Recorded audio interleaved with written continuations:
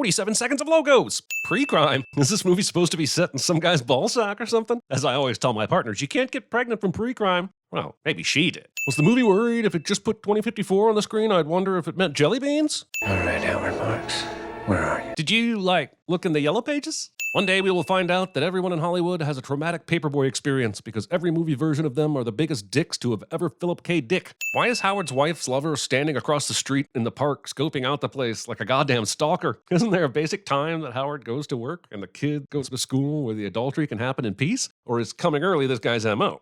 He looked familiar. Howard plays the pronoun game so that his wife has to f whoever he is. I show 8 Howard Marks in the district, sorting by race and age. Why should said sorting take any time? Future computers are slow. I got 6 licenses. Where do you want them? Wouldn't it be faster to feed the previsions into the computer and let the computer face match the killer? Why do humans need to even be involved here? The scene of Anderton essentially conducting these crime scene images to classical sounding music. It's awesome, and I'm taking a sin off. John plays with this left and right thing for all of some time, and he's got less than 10 minutes. I'm not saying the precog's vision is a 100% accurate representation of what's going on in any particular moment, but this kid on a merry-go-round behind the guy waiting to be a homewrecker is an impossible angle. Earlier, when Howard was getting the paper, the guy was looking at the house and the merry-go-round was 15 feet to his left, not directly behind him. When the pre-crime team finds a murder to prevent, why is their office so far up that they have to walk down a bunch of stairs and ramps to even get out there into the world to stop the crime? Shouldn't they have an office with a quick exit, like in a big garage? Which one is it? You can't tell me after seeing this opening scene that murders don't happen on the regular, even with a pre-crime unit. And what happens if several people want to do a crime of passion all at once? Do you have the resources to stop all of them? Didn't take long for the Tom Cruise runs in a movie cliche to happen. Okay, why do these people have a bedroom ceiling half made up of windows? So wait, did these guys get back on the ship just so they could crash down into this bedroom from the skylight? They were all in the park, standing around a minute ago. So how did they get up here so fast? And later the movie will show them using jetpacks, but they're not wearing those here. Imagine a world without murder. Now imagine it comes at the cost of the entirety of your privacy. Would you like to know more? Wait, the national homicide rate is going from 40 to 50 million? What does that even mean? That seems like a lot of murders because heart disease is the non-fictional leading cause of death in the US and it's barely over 1 million total. My point is, this is an alarming number of murders and folks should have gotten alarmed long before this. This picture montage is an orgy of evidence that John has experienced a heartbreaking amount of loss in his life. The article under this headline about a runaway coming back home is a report on a scientific study about caffeine. And this other article about a young boy found after being missing 2 years is about blaming teenagers for graffiti. I don't blame John for using the hologram technology so that he can see his son in 3D, but I do blame this hologram technology for being shitty. Gotta keep running. Oh, he's Tom Cruise's kid, all right.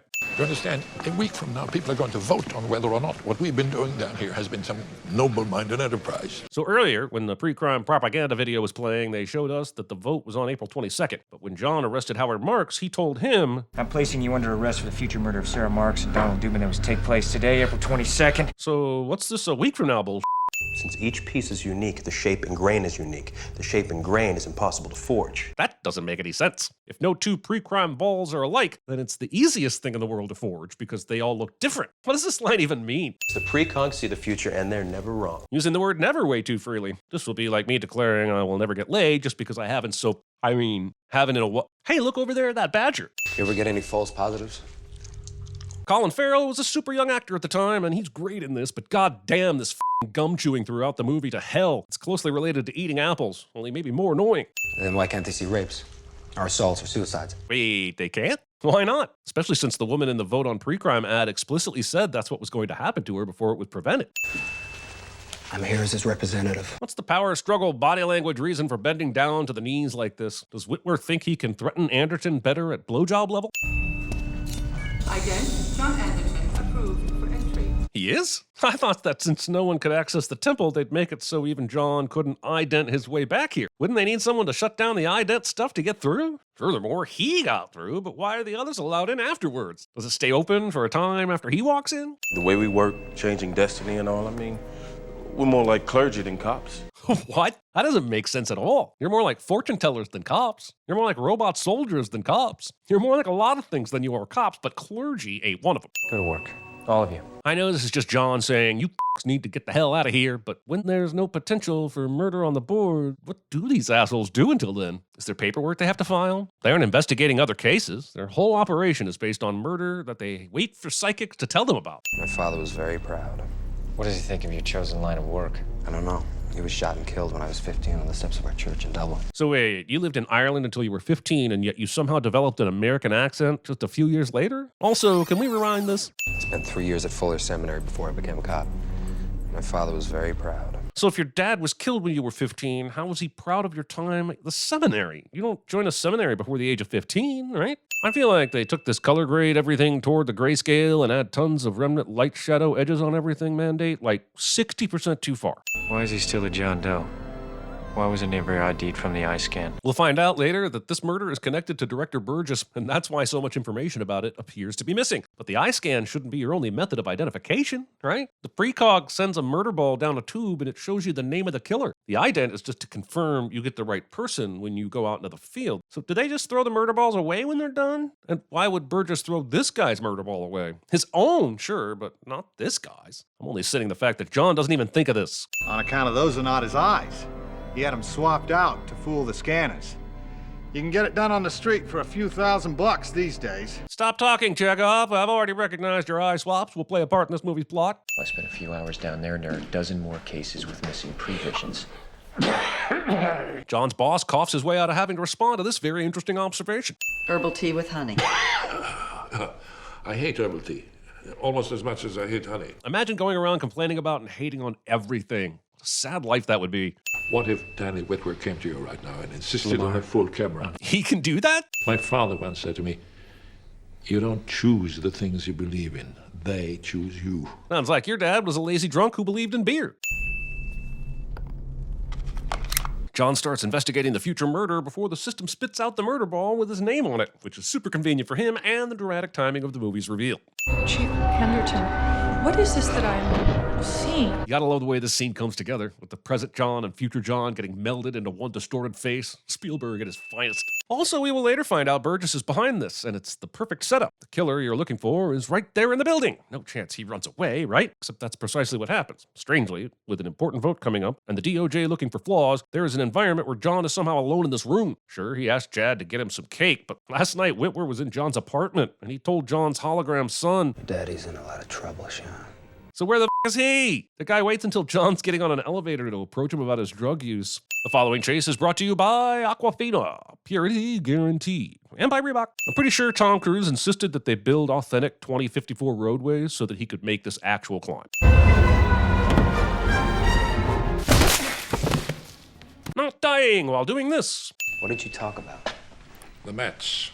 John doesn't think they have a deep enough pitching roster this year. Well, it's probably because management extended the Bobby Bonilla deal past 2054. When someone gives you 35 years of service like that guy did, you reward it. The man lost a child, for Christ's sake. 6 years ago. How long should one be allowed to mourn the kidnapping of their toddler? How long should they be allowed to let that event affect them? Surely more than 6 years, no? I don't want John Anderton hurt. I was about to say something snarky about this camera move, which seems totally unnecessary until I considered what it might mean. After all, we think Burgess is a good guy at first, and he's right, but then the camera makes its move and suddenly Whitwer is right. The camera recalibrates our perspective from this point forward.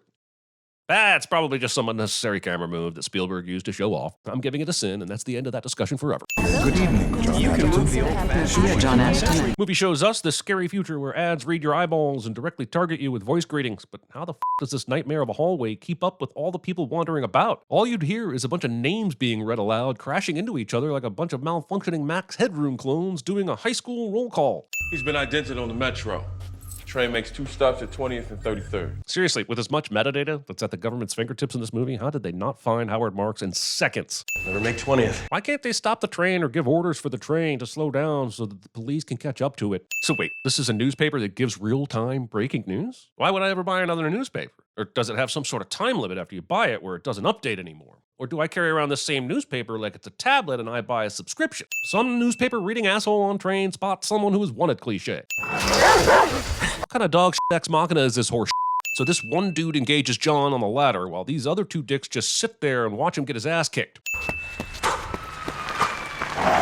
Where the does this movie think this car is coming from? There's nothing but a fenced construction area behind it, unless it's saying they got to the chase scene and parked the car back here for some dumb reason. This section is so much like Attack of the Clones, I'd swear Spielberg and Lucas planned it. John gets away again because no one is waiting on the outside. This is a huge manhunt involving DCPD, pre-crime units, and the DOJ. But nobody is waiting outside this factory, including the pre-crime guys who got their asses kicked but are not dead, who could get back into the fight but are now forgotten about. Also, I guess because this new car is just off the assembly line, it doesn't have any of the lockdown features that his other car had. How convenient. This sign says, keep out, no trespassing, to people only after they enter and if they decide to look back. This movie's biggest sin of all is that John doesn't check himself for ticks after walking up to this lady's house. They dreamt only of murder over and over, one after the other. Sounds inhumane. How are you just out here happily farming little greenhouse plants instead of screaming at the world about this shit? You're that lady from V for Vendetta. Not if I stay away from it. How can you avoid a man you never met? Well, as long as 1980s stand-up comedians weren't lying to me, he could hide from him inside a commitment. But seriously, though, there's probably a million things John could do to avoid meeting this man as long as he doesn't ask for directions. The 80s. The precogs are never wrong, but occasionally they do disagree. So, in other words, sometimes they're wrong. Actually, more specifically, the male twins are wrong and Agatha is always right, which is what you should have started with in the first place. Because these minority reports are destroyed to the instant they occur. That sounds illegal. Wait, roll credits. And this unidentified male out the window. But you can see through him. You can see the building across the street through the man you think is standing outside the window. How do you not realize this is a reflection? It's damn cold. You know, just once I'd like Peter Stormare to play a normal dude who isn't skeezy or evil or gross, like a friendly neighbor who gardens and bakes you cornbread sometimes. Why the does Solomon stick John with this needle all creepy like? If it's anesthesia, then why can't he just tell John that? It's not like John told him he had a crippling fear of needles, and Solomon doesn't try anything shady, so what's the point? You wouldn't break the hand of a violinist before the concert. I would if the violinist injected me with unknown chemicals from a surprise syringe. Here, this doctor reveals to Anderton that Anderton put him in jail years ago because he set people on fire and filmed it. And then he just does the eye surgery, no big whoop. No hard feelings over the jail. No longer the kind of psycho that burns people alive. Super weird. And just to give us a cheap layer of tension in a movie where he is the most wanted person in Washington, D.C. and is about to have his eyeballs replaced. We don't need added tension right now. Okay, now I want to time you. I try not to shame characters who already feel a lot of shame, especially if they are the hero of the story, but dude, you played take turns timing each other while we hold our breath underwater and the other one stays above water timing it in a public pool that is this busy? What the f*** were you thinking, man? This has got to be the ballsiest kidnapper ever. Public pool with this much humanity around? I know that this is partly the point. It can happen anywhere at any time, and just when you turn your head for a second, which, by the way, that was excellent timing on the head turn on the kidnapper's part. But the movie is giving us an orgy of evidence that it's not John's fault. Like, we'd think lesser of him if it happened some more traditional way. Okay, where the f*** did all these people here to the right of John with their legs in the water come from? How did they all amble in here and get in position in 16 seconds? Also, I'm just gonna go ahead and call bullshit on this kidnapper getting away so easily when there are this many people walking around this pool. It's like a Katy Perry concert just got out in Vegas around here. How do you run through this crowd without seeing a disturbance of some sort rippling through it as some kidnapper tries to make it out of here? Sean, there is a sandwich for you in fridge with milk, and there's rancid, moldy 3-year-old sandwich in fridge with corresponding rancid, moldy 3-year-old milk. Like, dude didn't even give John a fair chance here. And maybe that's revenge for putting him in prison, but I mean, he might have the tiniest revenge boner for John putting him in prison years ago, but it's not like he knew he'd be here getting his eyes replaced today. I show 27 warm bodies. Pause it there. Look at her ginormous windshield. Do you see all the raindrops on it? That windshield is easily 10 feet tall and 7 feet wide. My point is that without some kind of squeegee wiper situation set up, this windshield would be really fucking hard to see through during the rain. And it's raining right now. Ah, fuck it. It looks cool and yada yada Spielberg shit. What do you think, 4 spiders, 1 per floor? Let's do 8. I gotta eat. Why not your whole arsenal of spiders? Why does it even matter? Why would you shortchange the amount of spiders you use? Does it cost the taxpayers more money or something? Getting cock-blocked by electronic spiders is no longer a freak experience specific to me. The spider scene is yet another great Spielberg sequence that rules so very hard. John first tries stuffing a towel under the door, and that didn't stop the Red Roof Inn staff from smelling my weed, and it's probably not going to work here either. We lost one. This is one of my favorite scenes in the movie, but there's just no evidence that jumping in an ice bath would cool a human body's temperature low enough and fast enough for this to actually matter. I mean, guys, NFL players willingly sit in ice baths after practice, and their body temperature is not plummeting. Even if this ice bath could lower his body temp dramatically, it wouldn't happen f***ing immediately like the censor suggests. He was warned repeatedly that if he took off the bandages early, he would go blind, but here he is, proving all that to be filler dialogue that wasn't true and doesn't matter. 9 years later, the District of Columbia is the safest city in America. I think you mean least murderous city, because pre-crime only stops future murders and not rapes or kidnappings or robberies. No one in this seemingly very public square sees Anderton violently inject a metal thing into his lower jaw. My mom's new boyfriend came over again last night.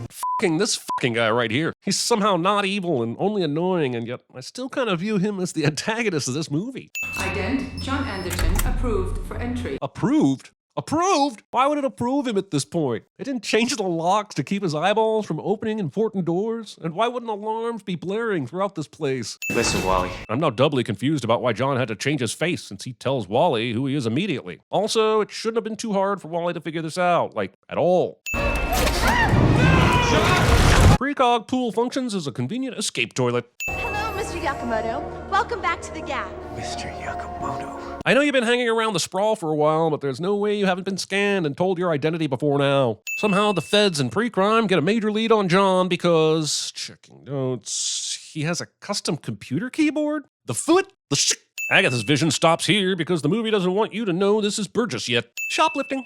Okay, so the movie shows us a team of agents running on this lower level and then shows us two teams on the top level. This suggests that the people running on the lower section are on the level where John and Agatha are. But when it comes time for the balloon gambit, those lower level assholes seem to be completely out of the picture. The movie focuses on the higher level people and their inability to see them, but what about the lower levelers? Sure, I could send the fact that all these pre-crime dicks all gather in one place to look for John where the balloons block their view, but honestly, the sin here is for Agatha making John wait so fucking long for these balloons to arrive in the first place when looking for the quickest exit was the play. It only takes like 30 seconds after this for John and Agatha to be spotted afterwards, and it makes you wonder if the balloon scene was necessary or if it was just showing off the kind of power she has. Drop some money. My God, take... Using the homeless for your getaway. Honestly though, this is just a minor inconvenience, and the time it takes John to put this money down and cause the agents to trip and fall would be negligible. However, the movie tries to convince us that this is such a delay that they are taken completely out of the action. Then, even though they were clearly going out a back exit a few seconds ago, they are seen walking out a normal-ass mall exit right after they pull off the homeless two-step. You want to make it rain so that the agents can't see John under the umbrella, but the natural light that has been shining in the mall this whole chase scene disagrees with the possibility of there even being rain right now. Help yourself. I'd have taken off 1,000 sins if William Maypother asked John why he doesn't use the family name anymore. You have a choice. Walk away. Do it now. I can't. I have to know. Earlier, you were super open to the idea of avoiding this dude, but because the mother of pre-crime told you it was impossible or whatever, you just bit entirely into that shit sandwich and totally forgot about free will for some reason. But how can 1006 and 1009 be next to each other? That defies every known room numbering style in the hotel industry. This is Sean, my son. So, you know when a guy carrying balloons is going to give you convenient cover, you know that John needs to get an umbrella, you knew that lady was cheating on her husband, you knew John could put money down on the ground and trip up some pre-crime agents, but you can't speak up and tell John that this is all a hoax. If you don't go through with this, my family gets nothing. Okay? You're supposed to kill me.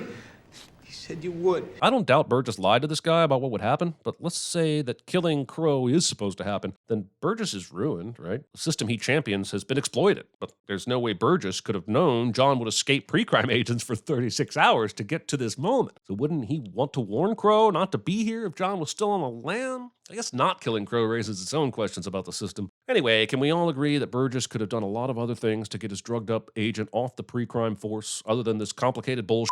Crow nearly shoots himself with John's gun. John gets the gun back, and then Crow grabs it again and does shoot himself, and none of this is possible if Anderton has even a little bit of trigger discipline. Goodbye, Crow. Anderson, wait a second! Crow grabs the gun and makes John fire, which he did not want to do. But when the scene cuts to the aftermath, it shows John pointing the gun at Crow like he really did want to murder that guy. I mean, look at John's face. That is a man who went from, oh shit, Crow is stealing my gun, to I wanted to kill that motherfucker all along. I want this wall to have a bookshelf, but only a single row, and it should be at eye level. Below that, I want just big, useless wooden panels. But above the books, I want a double tall shelf for my metal statues, but it needs to be too high for me to even reach it. Omar, there's something terribly wrong. We're chasing the wrong man. Whitwer is from the DOJ. He has a specific superior, you know, the f***ing Attorney General of the United States. And even though Whitwer has just discovered a major leak in the pre-crime system, he calls f***ing Lamar Burgess, the one guy who has a huge financial stake in all of this, to talk about the new evidence he's found. At the tail end of Whitwer's story arc, he's the smartest guy in the room and then just absolutely turns stupid so that Burgess can kill him. Also, he calls Burgess to come to John's apartment for some reason, as if this couldn't be done anywhere else, setting up this perfect murder to frame John. We recovered that from Leo Crow's hotel room. It's a loaded gun used in a murder and probably should be considered extremely sensitive evidence. Here, why don't you take a good look at it so you can kill me with it later? I want to know why John Anderton, depressed and mourning druggie, chose to have 15 goddamn tall-ass tree plants in his apartment. And how did he keep them alive while he was stoned out on the sucky juice drug?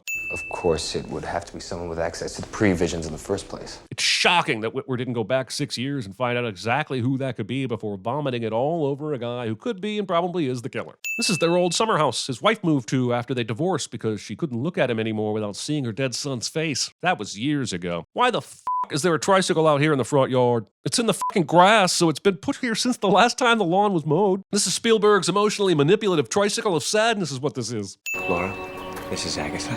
Is anyone gonna close that car door? Because this is how you get ants. Ah! Ah! Ah! Huh? Huh? He's 23. He's at a university.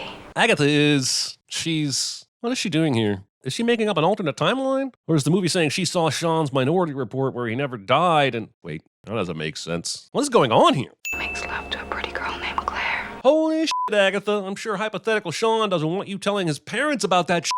I'm sorry, Dawn. But you're gonna have to run again. She says this instead of saying run, which she says after she's wasted all this time saying this. I missed you so much. My God, man, do you see what I mean about this fucking guy? Sir, they want to start the press conference in 2 minutes. I can confidently say that unless the press conference is being held just outside the secretary's office, that shit is going to start late. He also said he was only trying the tux on to see if it fit for tonight's event. So did he plan on doing a press conference in a tuxedo that may not have even fit? I'll have Gideon run the containment files. See if anyone drowned a woman by the name of what did you say her name was? Anne Lively. But I never said she drowned. You know, I don't think it's necessarily a sin that the aging Burgess made a slip of the tongue here, but I do think it's a sin that Laura brings attention to his slip-up right in front of him. I spy with my little eye. Another convenient gun for someone to use in this movie that's just lying around for no reason. Damn, that's one heavy f***ing eyeball. Well, actually, it's not. The keys on this organ aren't even pressed down. Also, organ playing an organ. Also, Anderton is now in prison, and they still haven't changed their eyeball locks. Oh, sweet. Get another convenient gun out of f***ing nowhere. With pre-crime going national. Wait, how the f*** do you do that? You still have only the 3 precogs, right? So instead of murder visions from a single city, they will now start receiving murder visions from an entire country? Don't they have a range? The pre-crime range is 200 miles, but we've never been told if that's a law or the range of the precogs. But then at the end of the movie, they're going to send them off to a remote cabin, presumably so they won't have murder visions anymore because they are so far away from people. So then how does pre-crime go national? Are they going to do more evil experiments on kids? Or just put these 3 on a plane that continuously circles the country really fast? You gotta love how if the intended victim isn't immediately ready to run off with a sudden SWAT team, they just leave them here to die from a second attack minutes later. So why did Burgess show up to this place with a mask off at any time? Sure, he could delete this vision later, but why take any chance? Also, why is this vision so clear? Every vision we've seen so far has made the pre-crime guy solve a fucking jigsaw puzzle of images that may or may not be interpreted correctly. But this Anne Lively murder is like somebody shot it with a camera and downloaded it straight to the precog's YouTube channel. What are you gonna do now, Lamar?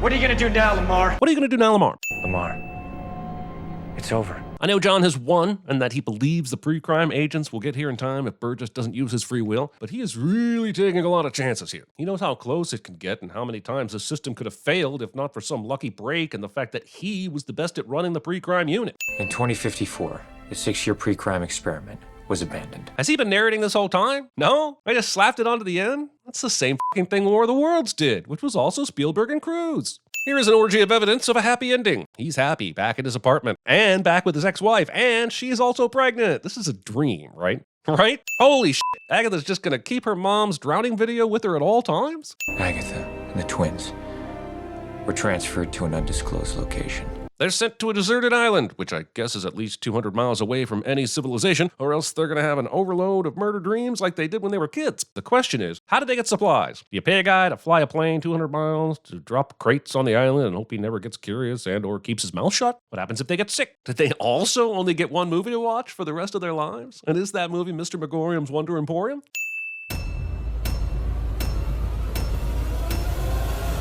Oh, woes. Are they back in business? I thought they closed down 3 years ago. He is so dumb. Really? He thought that the Gettysburg Address was where Lincoln lived. Don't call me stupid. That I've become invisible to the eye. What if Danny Whitworth came to you right now and insisted on a full camera? I'm fine. Shirby, does the Navy still hang people from yardarms? I don't think so. Dave Shirby doesn't think the Navy hangs people from yardarms anymore. Lamar, they found me. I don't know how, but they found me. Run for it, Marty! Gather round, everyone. Today, we're going to repot mandrakes. The precogs get over 8 million pieces. Yes! That's awesome! What? You just took one in the jugular, man.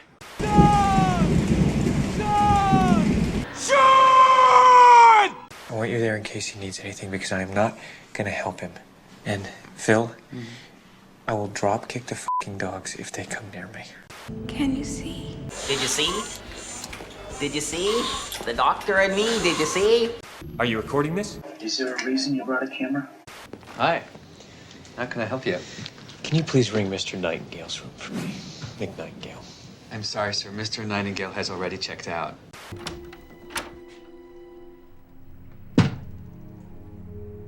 Having been lulled into a false sense of security by an invitation to a state dinner aboard Captain Kirk's vessel,